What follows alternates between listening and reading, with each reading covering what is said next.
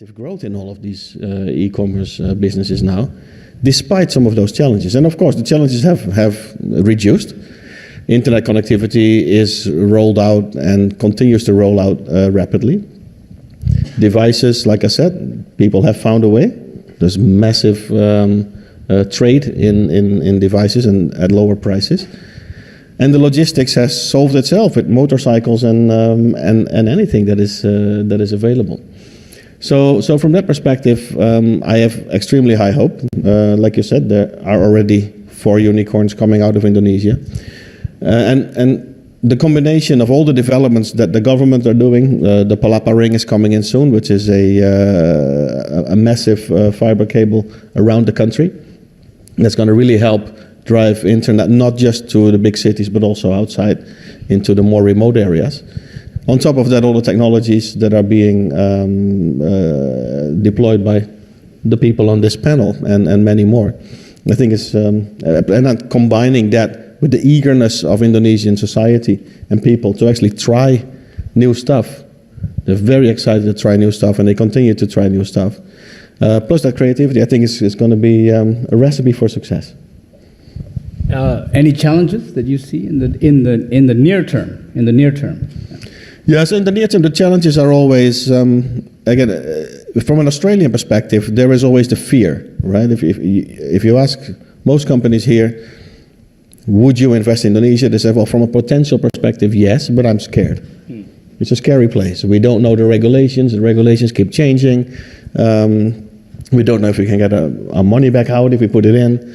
I think all of those things are obviously the topic of the discussions today. They are improving day by day.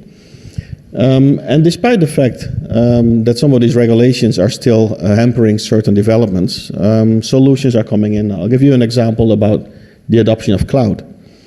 So cloud and data centers in Indonesia are a hot topic right now because there's a government regulation that is forcing businesses to keep their strategic data onshore, which means they've asked most companies who have a data center to make sure that their data center is in Indonesia, or that at least their data resides in Indonesia for business they do in Indonesia.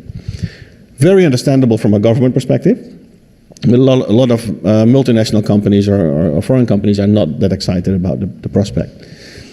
Now, such a challenge is being solved by technological advancement. So, for example, what Telkom-Telstra has done is we have launched a global cloud platform, which is based on Microsoft Azure, locally hosted in Indonesia. So we call it Azure Stack, which is in Indonesia. Right now in 2 places, soon in 3 places in Indonesia. We're coming to Surabaya as well early next year, where you can actually use cloud in Indonesia within the regulations that are there. And I think that is the kind of spirit that we need to look at. Don't look for the problems, look for the solutions, and you'll get into this great business. Thank you, Pa Eric. That is a very smart move because the data sovereignty issue is considered an issue that is hindering a lot of investments into the digital economy in Indonesia. But Telkom-Telstra has solved the problem. The solution is with Telkom-Telstra. So anybody who wants to come in Indonesia, you can contact Telkom-Telstra on managing the data sovereignty issue, because that is a serious issue in terms of the regulatory environment. Couldn't have said it better myself. Yes. Okay, thank you very much. Okay, but I think Eric mentioned a very interesting issue is fear, yeah? Fear, and I think Minister, or Tom, yeah? What was it, FOMO, or I'm not millennial, so was it JILO or FOMO, or? YOLO, yeah. So, but a gentleman who has challenged that fear and has taken a very unique way of modeling the business, in which he built a startup in Indonesia and then is going globally out of Indonesia. Normally, startups are built abroad and they come to Indonesia for the market, but this is a very unique approach, and that gentleman is Mr. Nigel Hembrow. And just share with us what was the logic behind your thinking and how you were able to conquer your fear. I don't really think I was conquering my fear, but the reason we're in Indonesia is the opportunity there to build a software company is super prime. There's lots of software engineers. We're in the recruitment technology space. It's unregulated. what we do is essentially have a screening technology to allow companies to get to know candidates very fast and vice versa, using AI, You can read about that online. But it's been a fantastic experience for us. My previous business was in India. The similarities between those two markets are very high in terms of software engineering talent. Obviously, India's got a stronger talent pool, but Indonesia is growing very fast in terms of talent. And we've got a small team, we're very agile, and we're having a great time, largely because of what Eric's talking about in terms of businesses now starting to look for efficiency gains.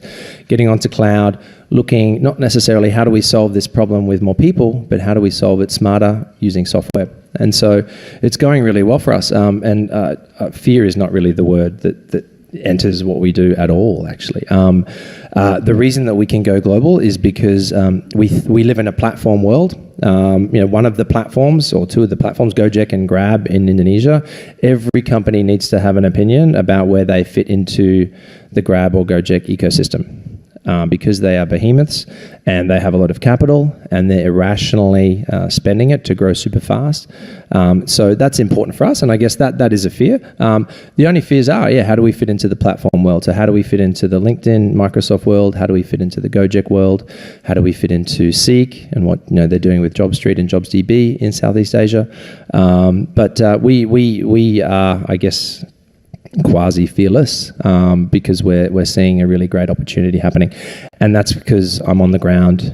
I manage the team. I recruit everyone myself, and we've been able to self-fund to date. So we haven't had to go and raise a lot of capital, which we would had to have done if we were doing it out of Australia, for example.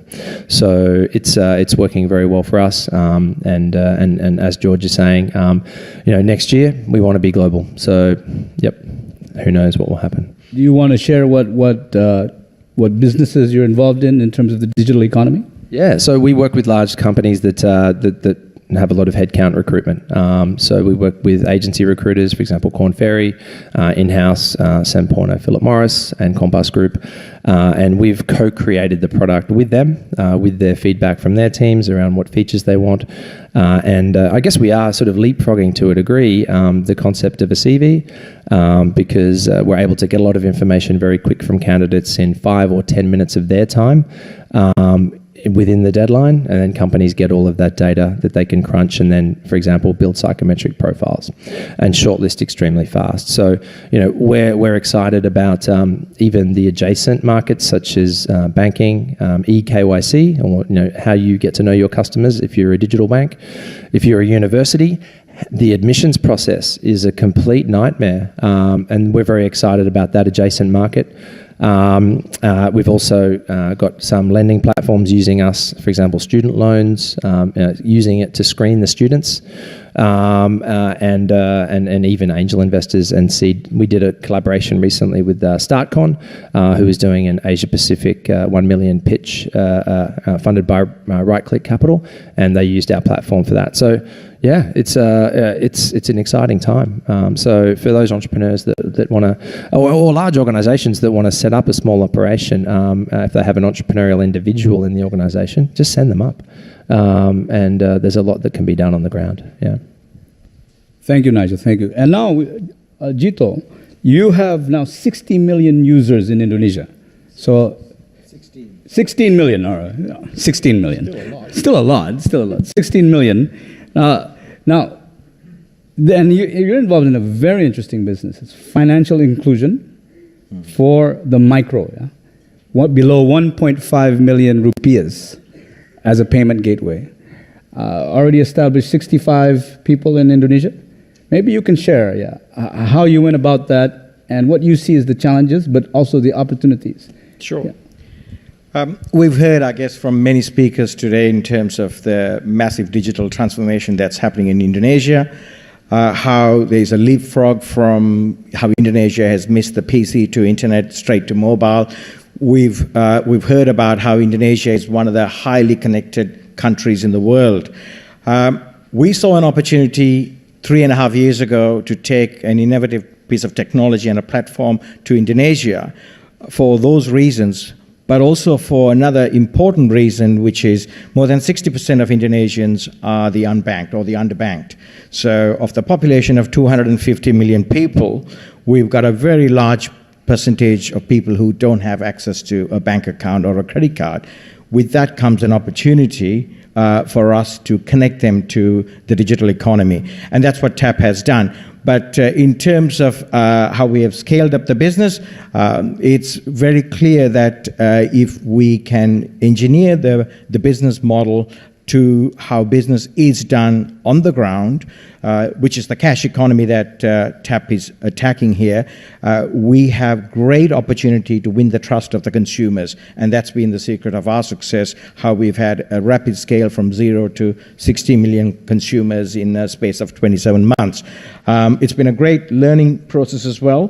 One of the big challenges we face is, and it's not dissimilar to Australia here anyway, the regulators are still in catch-up mode in terms of the fintech space. You may have read in the papers today how ASIC is working with Afterpay and Prosper in terms of the regulatory environment here. That's no different in Indonesia. So Indonesia a little bit behind in terms of understanding what this all means for in terms of regulation, e-money licenses, the consumer space. But it's a challenge that's worth pursuing because the market opportunity is huge. And so you said in the last 27 months, from 0 to 16 million. 16, correct. 16, 16, right? You're on 6. 16 yes, yes. So the next 27 months, what is your forecast in terms of user base? This is the issue of scalability.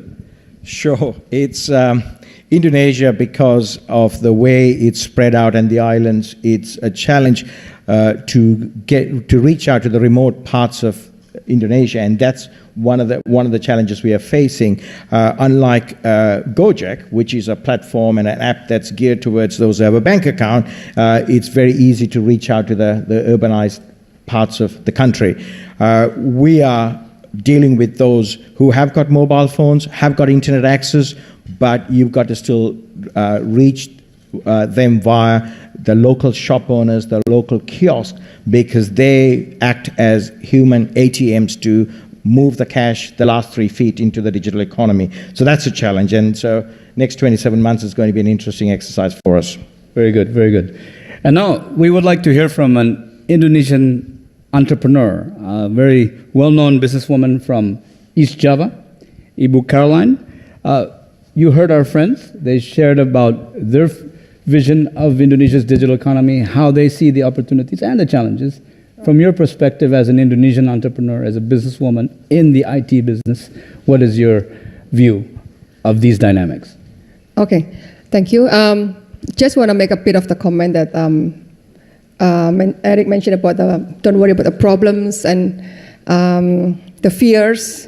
Like those kind of problem and fears can be an opportunity for you guys in a way that it's a barrier of entry for your competitors if they don't know the market. And to be honest, like to go to Indonesia is very easy. As long as you find the right partner or you know how to do it, we are very welcome for the foreign investment. And mentioning from Pak Jita, from the remote areas, I'm working in an internet service provider called DNet, and we have been working with Facebook for the last 2 years, pilot projecting to connect the unconnected in a way that we connect the remote areas, like in Bromo Mountains, which is quite hard to be reached by fiber. So we are actually doing with the wireless. That's actually our expertise as well. So to see the market of the growth, the market itself is, according to the Asian Development Bank, in 2010, we only have like 45 million people for the middle class. And then they projected in 2030, there's going to be 135 million people for the middle class, which is a very big number. But what I like actually, according to Facebook research, in 2022, which is not far from now, there's going to be like 170 million of this middle up class. That is very optimistic. Like Pak Thomas Lembong mentioned yesterday, like we love being optimistic. So those are the market that actually you can tap. And then we are working on these remote areas to maybe we can provide the solution for you. Because we know some of the region, when I share to one of the kabupaten, Bupati, we were invited. And then I mentioned about this pilot project, and they were very welcome, very excited on how to implement to these villages. So we are now pilot projecting for to connect those region as well. So that's will answer some of the connectivity problem. And I know that the government as well is trying to connect the 76,000 of the villages all over Indonesia. And then their priority is like the first 22,000 villages. So hopefully we can help and gather that connectivity, and then you guys will have a like massive market there. Very good. So very encouraging, very encouraging, Ibu Caroline. And so now we go to Pak Greg, or Mr. Greg Palmer from Data Shop. Yeah, and you're about ready to come into Indonesia, right? That's from my understanding. Now, is this conversation been an encouragement for you, or discouragement, or how do you see that? Please. Yeah, no, absolutely. Everything. Key word here to me is scalability, and Indonesia. The numbers there are just so compelling, which hasn't always been the case. And this is why is now a good time, or the last few years, and certainly in the next few years, as opposed to 10 years ago or 20 years ago, where scale was a scary prospect. Only large companies could aspire to scale. That startups and unicorns was just fiction. And I guess from my perspective, there's been a lot of enabling technologies that have got us to where we are, to the point that small organisations can scale quickly, and the Indonesian unicorns are the prime example of that capability, where we've had a multitude of things, like Eric's been talking about cloud and the ability to outsource some of your infrastructure scalability to a third party, and they do it extremely well. So that problem's solved. There's problems of devices, even though they still might be a bit more expensive, they will continue to go down. The software that's going on them is only improving. The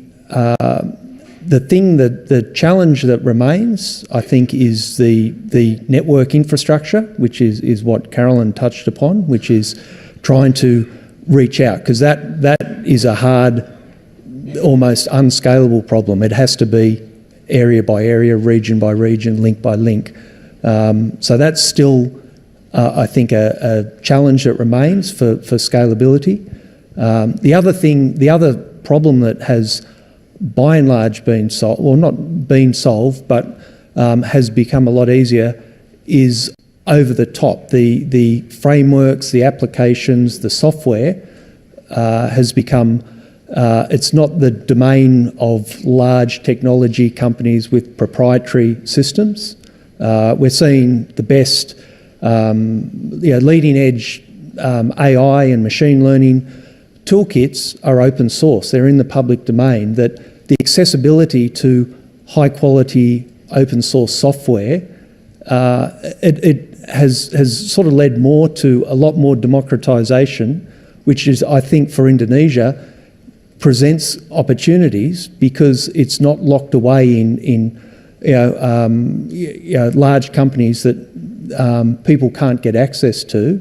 And so the labour cost disparity, I think, just really advantages Indonesia from that side of things. So overall, I think it's scalability is certainly hasn't been completely solved, but scalability is not it's an opportunity now. It's not a concern.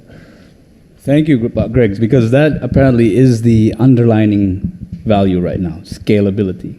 And thank you for underlining that. if the scale is there, then the investment is a worthwhile investment. And I think ada Ibu Nuno from BKPM, yeah, or she left. This is a potential investor coming in, so please contact Pak Greg. You're encouraged. But I have a question before I give this question and answer to the floor, because there's a flip side of the coin of scalability. Scale in technology play. Scalability, the flip side is capital raising. Now, how, I'll give this, anyone can answer this. How do you see this digital economy opportunity? Unicorns coming out of nowhere, yeah? Capturing scalability, but obviously the flip side of scalability is capital raising, because in many, they say it's a burn business, right? So how do you see that? Because I think that would be of interest in the near term. Can Indonesia and Australia together raise capital globally to achieve this converging economies of the digital economy of Indonesia and Australia in becoming a powerhouse in the global digital economy? Please, I give this to you before we have a Q&A with the floor. Please. Anybody up to the challenge to answer that? Yes. Yeah. Okay. Fire. I'm raising soon.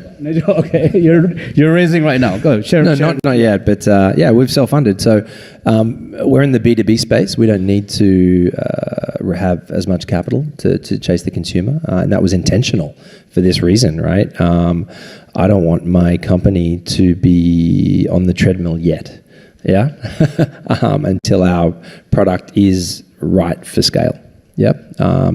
But yeah, if you want to scale, you know the money's there. And when I've started to socialize my capital raising, and there is interest from the Australian market. So yeah, absolutely. The top VC brands in Australia are already in the Indonesian market to a degree, but I think the appetite is increasing pretty quick. Yep. Eric, did you want to make a comment on that? No, not really. Not really. If I need money, I go to my two shareholders. I need more money. That's my definition of capital raising. I think the only thing to mention is that it is interesting to see that the interest from investors into Indonesia seems to be growing rapidly. Obviously, having 4 unicorns coming out of the country is a great example, and also the new regulations that the current government has put in place, the relaxing of a lot of these previously hampering rules is really helping out, and I think investors are seeing that. The question now is not where to get money. The question is from the other side, where can we invest it in? So now capital raising is not an issue in the digital economy. It's where to create your niche in that digital economy. Jito? Yes, to date we've raised all our capital out of Australia here over the last 3.5 years because we had a reasonably compelling business proposition. However, to scale the business rapidly around, not just in Indonesia, but in the Southeast Asian region, we need substantial capital. Otherwise, we're going to be missing the boat with the Gojeks, the Grabs of the world. And we see capital pouring in to Indonesia from the region. There are the large funds and investment arms out of China now realize China is saturated. You've got the 3 big giants who are controlling the show there. So the next battleground is Indonesia in terms of disruptive companies and fintechs and other emerging technologies that are coming out. And there's money pouring in also from Singapore, Malaysia. So the capital is available. It's about proving the business model, and obviously Indonesia is a great place to establish because of the confluence of factors we've talked about. Very good. Greg or Ibu Caroline, did you want to sort of make a comment? Because that's one of the most interesting things of businesses is raising capital. Yeah, go ahead. Okay. In DNet itself, like last year, we facilitate the startup in Surabaya and East Java area, and we plan to do it like once every 2 years.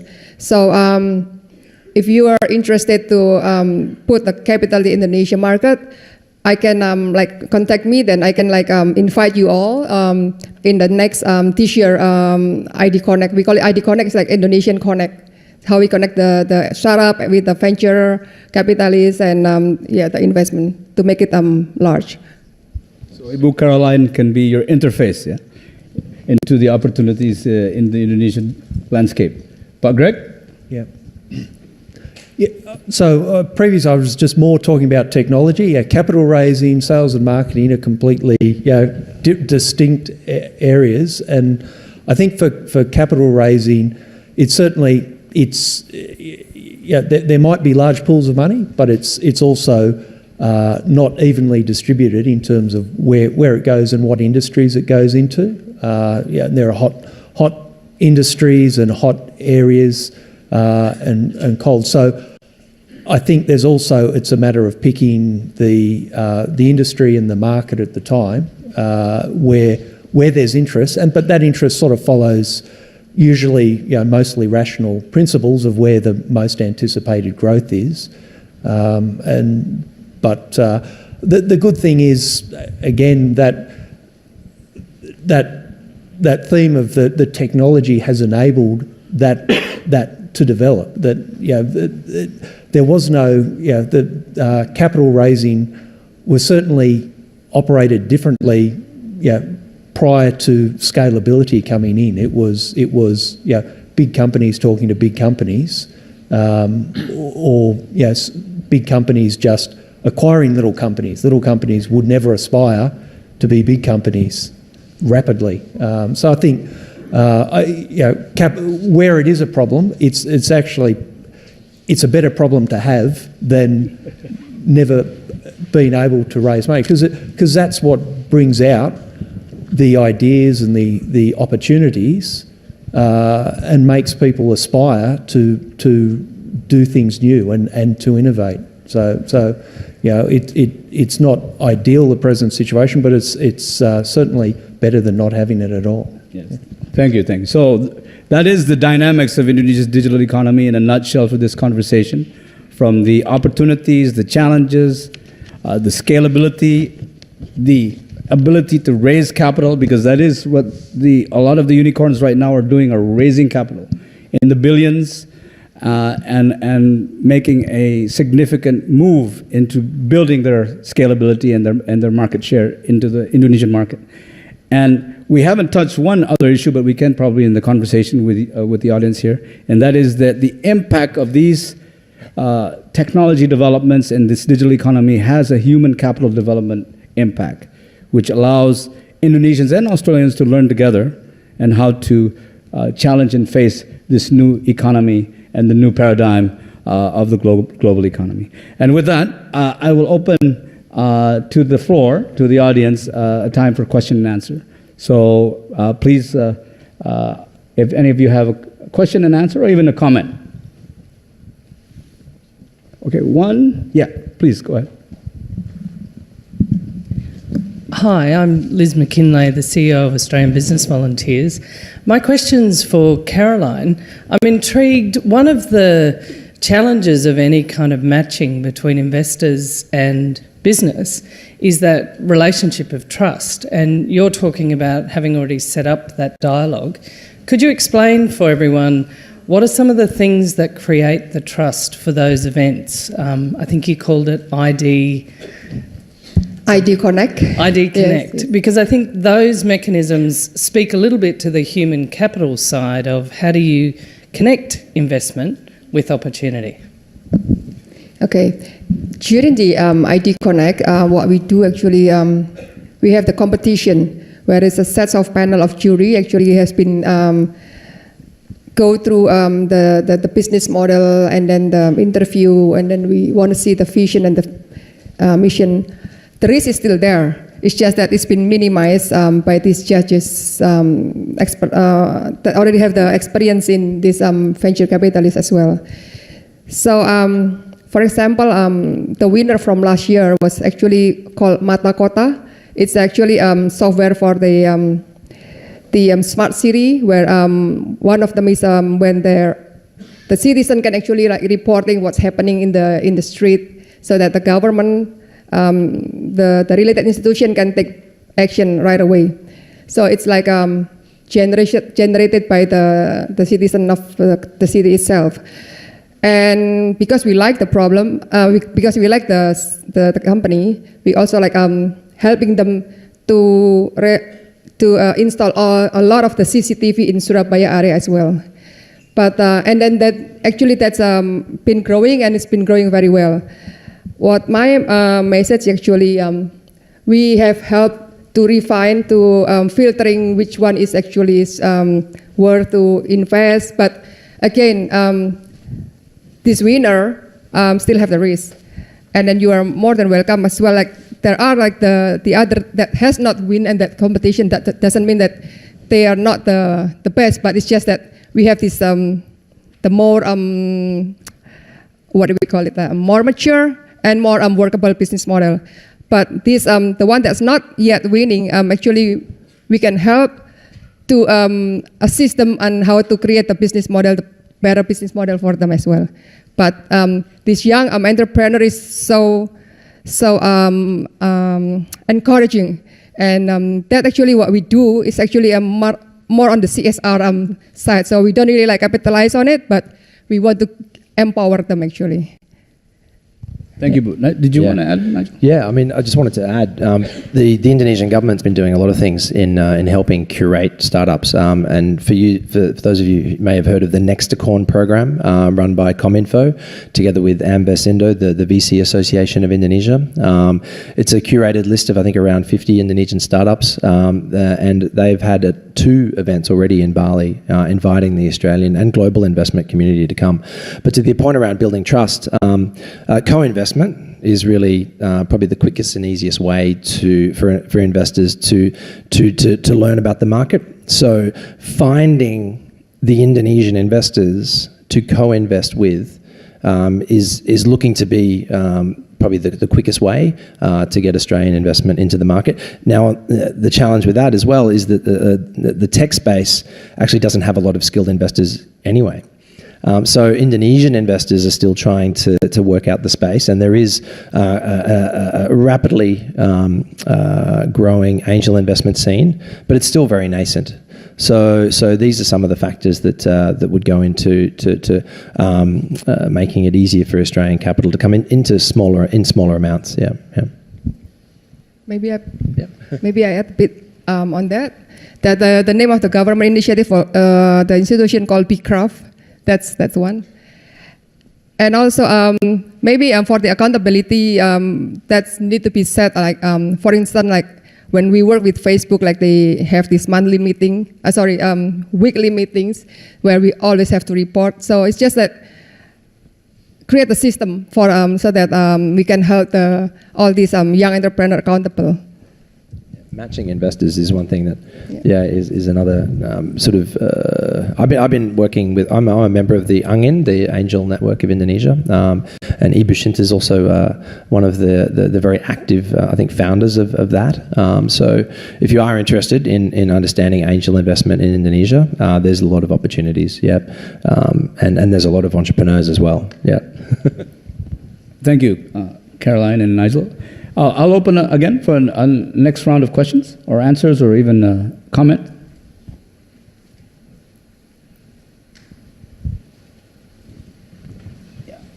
Please, on the left, yeah. It's slightly off point, but I was just curious at what stage crowdfunding legislation was at in Indonesia in terms of helping small entrepreneurs that want to get up and running. Oh, peer-to-peer lending is booming and just got cut back and heavily regulated. But I'm not familiar with the legislation around equity crowdfunding at the moment. Jito? Not necessarily around equity funding, but it's our space is more payment space. Okay, Ibu, maybe Ibu Karen, yeah. I would like to add a bit that maybe thanks to Pak Thomas Lembong that's bring the liberation and the millennial era to our presidency government. There is a presidential rules number 44 in 2016, which is like 2 years ago, that actually Indonesia now allowed 100% of ownership for e-commerce company, as long as you invest roughly about like 10 million Australian dollar in Indonesia, or employ about, like I said, 10,000 employees. So you are allowed. Usually, like you'll be for a normal investment, you will be like subject to like 51% the local partner, and then 49% of the foreign ownership. But under these new rules in the e-commerce, you can have like 100% of ownership, which is like you are more than welcome to take the advantage of it. Barrett, did you want to comment on crowdfunding? No, I don't know about crowdfunding, the regulations, no. Okay. So I'll end to help answer that question, because Pak Leith is going to take over the floor here. But basically, I think the future will accommodate that, because the policymakers are using a sandbox approach. The monetary authority system is using a sandbox approach. So the future will, and this is a global dynamic, so the future will accommodate that. President Jokowi I think Joko Widodo just announced in Bali that Indonesia will take a soft touch approach towards fintech, and crowdfunding. So meaning that Indonesia will probably be leading in this space. Obviously, debate is there, especially between the central bank and the monetary authority system and the policymakers, but that will be a future that will lead towards crowdfunding. So if that is an opportunity you would like to see, I think that would be a great opportunity to explore. Thank you, and thank you very much for the attention that you've given today. Pak Leith is about ready to take over, unless Pak Eric, you want to say something before we finish? No, I just want to maybe just remind everyone that there are multiple ways to enter the Indonesian market from a foreign perspective. So, you talked about partnerships, and I fully agree with that. Get a good Indonesian partner. But even before that, and there was a question about how do you build that level of trust. You can also first start with a simple distribution agreement, right? I mean, we are distributing in Telkom Telstra the products and services of 3 Australian startups into Indonesia. For them, that's an easy way to get into the market. You try out whether your service is relevant or not. And if it works, and if they grow, God forbid, they'll go and leave us and they'll set up their own business. And obviously then with a partner and do that. And I'm saying God forbid, obviously, we're hoping that they will succeed to that level. So don't focus on just one way of market entry. There are many ways open to start exploring the beauty of Indonesia. Thank you, Barik, and thank you, Eric, Caroline, Jito, Nigel, and Greg, for sharing your experience, your vision for Indonesia in the future, and capturing the opportunity of Indonesia's digital economy. And with that, I give the floor back to Pak Leith, but please give a round of applause to our panelists today. Thank you. Thank you very much, George, and to the team. That was a great effort when we started to put this conference together. Obviously, the big issue we had was how many sessions do we include? And we came to the conclusion that we couldn't cut any. And in fact, we went worse. We put 2 digital ones in there because we just felt it was such an important area that's starting to develop and particularly show the newness of the way forward. And so you've done us proud today. Thank you very much, panel. Very good. Could I ask if you move out that way? And if we could have Helen's panel join us.